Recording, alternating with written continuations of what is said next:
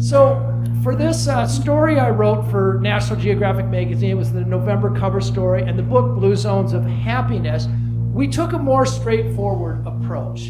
And it turns out for the past 40 years, governments have been deploying these standard subjective well-being or happiness surveys. It's been done in 151 countries over 40 years. And with them, you can discern where the happiest places in the world are, and you can start to see some of the characteristics that accompany happiness.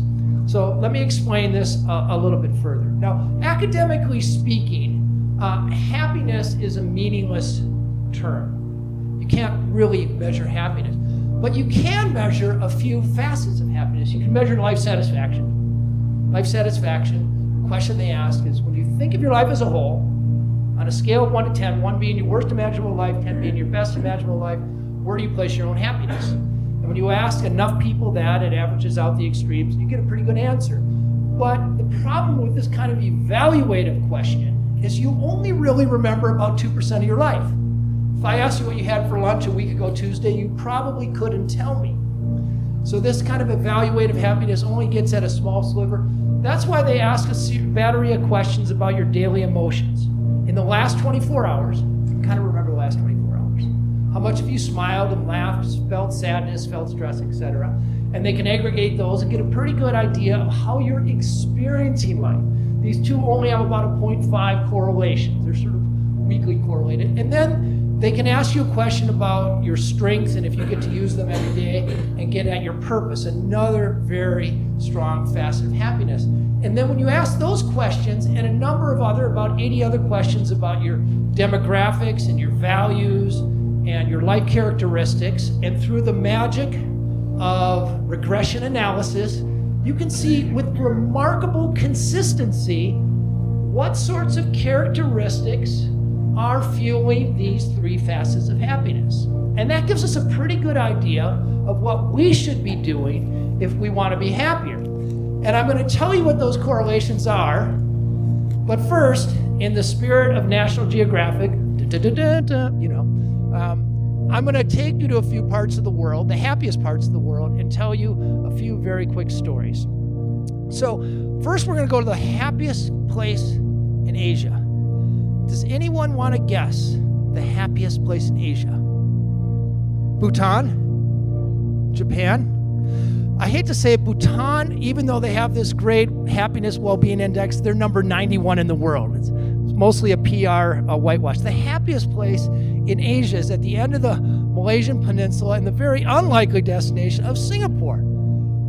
And believe me, you're not the only one rolling your eyes right now. My editor tried to kill the story when I told her this, but when you look at the data, they report the highest level of life satisfaction. In 1965, Singapore was more or less a fishing village. Their GDP, their economy has doubled 15 times in that time. They have one of the highest GDPs, one of the highest healthy life expectancies in the world, very highly correlated with happiness. The three ethnicities there, the Indians, the Malay, and the Han Chinese, live together in remarkable harmony, given they're vastly different culturally. And this whole place was, the happiness here, I argue, was largely manufactured by this man right here, Lee Kuan Yew. I had the honor of interviewing. Cambridge-educated attorney who became, they call mentor minister. But he supremely understood Confucian values, the values of his country: harmony, order, security, respect, and went about building a nation built on those values. So making sure that everybody spoke the same language. He made English the lingua franca. He made sure almost everybody could own their own houses. And in every one of the high-rises that were built had to reflect the ethnic diversity of the nation. So you did not have a Malay ghetto, or you didn't have a gated Chinese community. Kids went to school together, they worked together, there was almost no segregation of ethnicities. Very hard on crime, and he did this very consciously, not only tough on crime, but also he made sure there were consequences. So this joke about people spitting, he actually told me the reason there's a law against spitting is because he was trying to build a first world country when it was kind of third world in the 1960s. He needed to attract finance.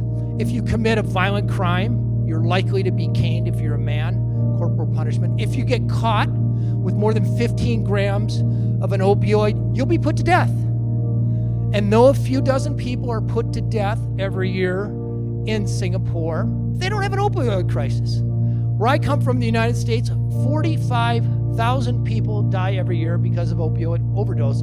And that public health problem ripples through the economy, children suffer, prison systems are full, et cetera, et cetera. I'm not arguing for one or for another, but I'm just saying from a very utilitarian point of view, it wasn't a bad decision. And also, women and children can feel safe to walk in the streets in Singapore anytime during the day or night without really having to fear for themselves. So when it comes to the continuum between freedom and security, United States trumpets a lot about freedom, but actually security is more important to our happiness than freedom is. If you had to take one or the other, most people would pick security, and Singapore delivers security. This type of happiness appeals to the type of people who like a very clear path in life to success. Your nose down, forego some pleasures for today, and you're almost assured to have financial security. Your mother will be proud of you. Your friends will respect you. And this type of high life satisfaction is mostly happiness in the rear view mirror. But if you think you're happy, you actually are. On the other side of the planet, we found another very happy place, but a very different type of happiness in northern Denmark, mostly Aarhus and Aalborg. We found a nation that has the highest levels of equality, trust, and tolerance in the world. Actually, when it comes to GDP is important for happiness for poor countries, places like Bangladesh, but added GDP to a place like Switzerland does almost nothing. Trust, tolerance, and equality predict happiness much more than higher GDP does in a place like Denmark. The old cliche that Danes are happy because they have low expectations, nothing could be further from the truth. Danes have among the highest expectations in the world.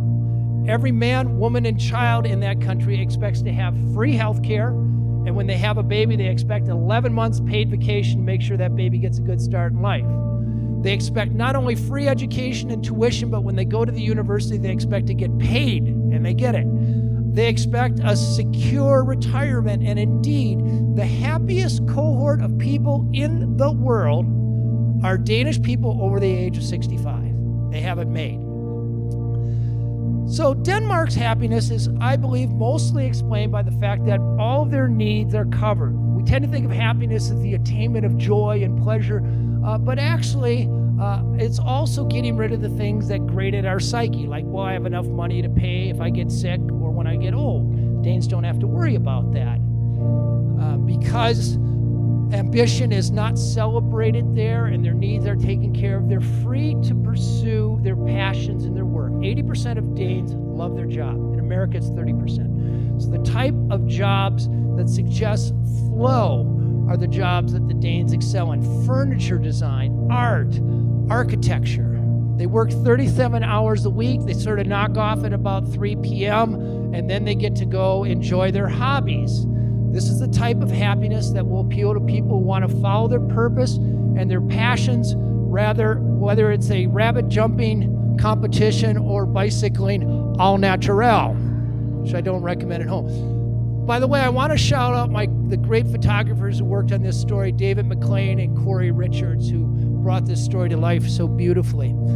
And then the part of the world, this is the convergence of both longevity and happiness, is Costa Rica. The longest lived people in the world by one measure, Nicoya Peninsula of Costa Rica. Healthy life expectancy, by the way, is one of the 6 top correlates to happiness on a national level. But the happiest people are in the middle of the country, the Central Valley, the Highlands, perpetual spring there, best coffee in the world. But this is the place where people enjoy their day, the highest positive affect of any place else in the world. This is the place where the highest values are placed on family and religion. Believe it or not, everywhere you go in the world where people report being religious, they're happier than non-religious people. By the way, Also, gender equality is important. It turns out the parts of the world where women are treated equal to men, the men are happier in those societies, and the places where women aren't treated equally, the women are happier than the men. So it's in men's self-interest to treat women properly. But this is a place where people are getting enough social interaction every day. The happiest people in the world are socially interacting 7 to 8 hours a day. And I don't mean Facebook, sorry if Facebook's here, I mean face-to-face, meaningful conversations. And the way that Costa Rican communities are set up, they're walking to church, they're walking to their friend's house, they walk to the market where they have environmental nudges to interact that 6 or 7 hours a day. They'll almost never work an extra couple hours and forego a good social opportunities. No matter where you go in the world and you see happy populations, it is not a coincidence. It is not because there's a bunch of happy natives who collectively decide to think positively and appreciate their day and are therefore happier. It is always because 50 to 150 years ago, enlightened leaders shifted away from just economic growth and focused on a bundle of policies that have yielded this happiness. Education, and I don't mean manufacturing PhDs, but making sure that every kid can read and get the equivalent of a high school education. Most important is the education of girls. Remarkably, Denmark and Costa Rica were the first places in their hemisphere to educate the daughters of peasants, which was a pretty radical idea back in the 19th century. But when you do that, girls grow up to be mothers, educated mothers, have fewer children, more educated children, healthier children. Those children grow up to be better parents, more productive, they make better voting decisions, and it starts this upward ratcheting of well-being. That 3 or 4 generations level, you look back and say, oh, it's because we educated girls. Healthcare, and I don't mean the back-ass word sick care system of the United States. It's actually the kind of health that Linda Fried focuses on, which is public health, making sure catching a chronic disease or infectious disease before it's a 911 six-figure problem. And then equality, making sure that the ladder between the haves and the have-nots is very short. And that boils down essentially that $100 buys much more happiness for a single mom than it does for a millionaire. So in all these places, there's efforts put in place to create a sense of equality or igualdad. When it comes to individuals, the picture is slightly different. So when it comes to happiness for individuals, about 40% of your happiness is dictated by your genes. About 15% is dictated by life circumstances.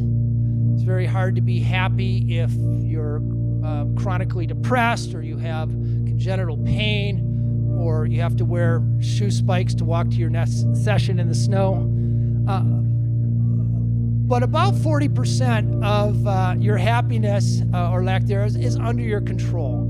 And I argue that the way to get it is to balance your portfolio, just like your financial portfolio, between daily emotions, purpose, and life satisfaction. And when you run these vast regression analysis of this ocean of data in 151 countries, you see very clearly that working full-time and achieving financial security favors life satisfaction. But for purpose, it's more important to have do an internal inventory to know what your passions and values and what you like to do with your time, care for others, and to enjoy your day best from day to day. You might want to forego some work and make sure you're getting at least 7 hours of sleep, laughing dailies, and taking all your vacation. There's another set of factors that will favor at least two kinds.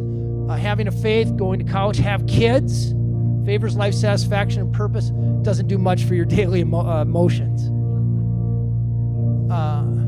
And then when it comes to enjoying your life every day and having very high life satisfaction, trying new things and getting laid twice a week. And that's not me speaking, that's the science. But there's a sweet spot here. 5 things you can do that will favor all 3 of these domains. Picking a job that you love over money, socializing 7 hours a day face-to-face, owning a dog. There you go, cat lovers. Being in love, or essentially being married. You're 3 times more likely to be happy after 10 years if you stay married as opposed to throwing in the towel.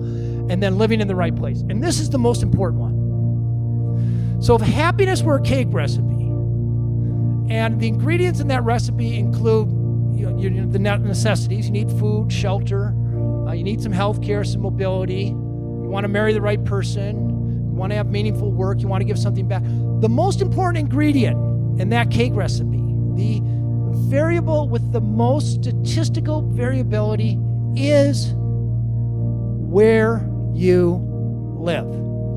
In other words, if you live in an unhappy place and move to a happy place, that's about the most powerful thing you can do to get happier. And I'll offer some evidence for that. When you follow unhappy immigrants from Moldavia to Denmark, or unhappier immigrants from Africa and Asia and follow them to Canada, within 1 year, those unhappier immigrants start reporting the happiness level of their adopted home. And their gender doesn't change, their age doesn't change much, their education level doesn't change much, their sexual preference doesn't change much. What really changes is simply where they live. Now, I know most of us can't change where we live, but I'd like to suggest a few ways where you can change your surroundings or your immediate environment for the long term. And I've identified 6 domains of our lives within about 8 kilometers of where we live.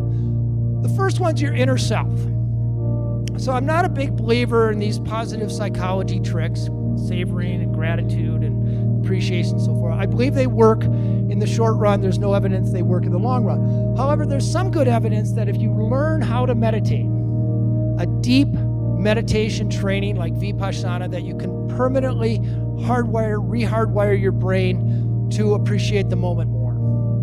When it comes to your finances, you actually get more happiness out of financial security than you do out of consumption. In other words, if you have a little bit of money left over after your paycheck, you're better off paying down your mortgage, buying insurance, or signing up for an automatic savings plan than you are buying a new pair of shoes or a new gadget, because the luster of that new thing will wear off in 9 to 14 months, and financial security can last decades. When it comes to your home, putting in big windows. We're happier with natural light. Plants. Because we should be nudged into social interactions, better to have a front porch than a back deck. Dr. Ed Diener gave me a great idea for something he calls a pride shrine, which is one place in your house that you walk by every day that you have pictures of your kids, awards you've gotten, pictures of your favorite vacation spot, and every time you walk by that, you'll feel a little surge of pride. Remember, one of the facets of happiness is the aggregate of the pleasant moments throughout the day. When it comes to your social network, we are indeed defined by our 5 best friends. And we know now that obesity is contagious, unhappiness is contagious, and even loneliness is contagious. And while I wouldn't tell you to dump your fat, unhappy friends, I will tell you that for every new happy person you bring into your immediate social network, you increase your own happiness by about 15% on average. When it comes to work, making sure you have a job you love, but if you can't leave your job, the most important thing you can do, and this comes from 2 million Gallup surveys, is make a best friend at work. If you're a boss, implementing a program that facilitates workers to create best friends about the best investment you can make in workplace well-being. And finally, picking the right community. And with National Geographic and Gallup, we identified the happiest communities in the United States, and uniformly, they were places that were very bikeable, they had healthy food environments, and they were places where the city government focused on quality of life and not just development. So the headline here is trying to change your habits is mostly a fool's errand. If you want to get happier or live longer, don't change your behavior. It'll almost certainly fail. Change your surroundings. I want to end with a toast from the happiest man I met in the entire world. His name is Armando Fuentes. They call him El Catón. He's an 80-year-old sort of lantern-jawed journalist, from Mexico. He writes 4 columns a day. I spent 2 hours with him. And after 2 incredible hours, I was just typing like somebody on, like an auctioneer. I asked him if he could sum up the secret to happiness, and he closed his eyes, and he thought for a minute, and he said, yes. He said, you want to eat without gluttony, drink without getting drunk, love without jealousy. You can argue, but don't go to bed mad, and occasionally, with great discretion, misbehave.